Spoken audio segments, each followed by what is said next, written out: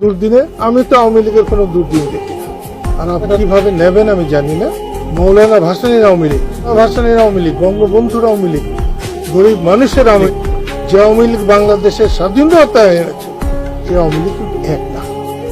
একটু ভেবে দেখবেন, আমি একটা দল করেছি কৃষক শ্রমিক জনতা লীগ, যার মার্কা গামছা নজরুল্লাহ। একমাত্র বঙ্গবন্ধুকে কোনো মতেই অস্কার নয়।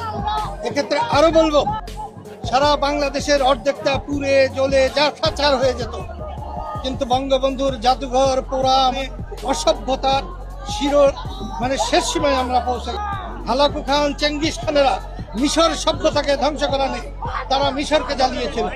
ঠিক তেমনি বঙ্গবন্ধুর ঘর পোড়া সবচেয়ে বড় অন্যায় হয়েছে, এবং যারা আজকে সরকারে আছে এবং আন্দোলনে সফল হয়েছে তারা এর সঙ্গে নাই। এ কথাটা তাদের উচিত ছিল এবং দুঃখ প্রকাশ করা উচিত ছিল। এটা একটা ঐতিহাসিক ঘটনা। আমরা হাজার বছরের স্বাধীন হয়ে গেল।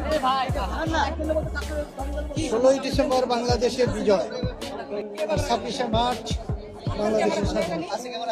স্বাধীনতার বিজয় এক কথা না। স্বাধীনতা জীবনে একবারই হয়। মানুষের জন্ম যেমন, জন্মের পরে মৃত্যু যেমন, সাঁতার তেমনি। কিন্তু বিজয় মাঝে মাঝেই আসে, একটা বিরাট কিছু তার মধ্য দিয়ে বিজয়ের অর্জন হয়।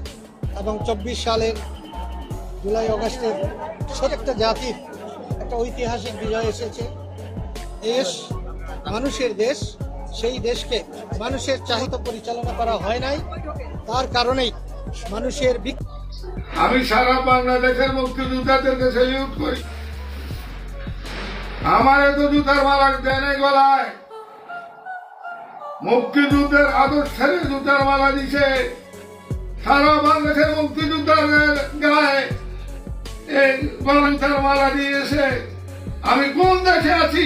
আমি যে দেশের জন্য এক সাগর রাষ্ট্র রক্ত গেছে সেই বাংলাদেশে আছি, না পাকিস্তানে সেবর বাহিনীর পাকিস্তানে আছি? আমি সাংবাদিক ভাইদের বস্তু আমার উপর কেন মানসিক নির্যাতন, এই বিষয়টা আমি সারা মিডিয়া জগতের কাছে যাইতে চাই।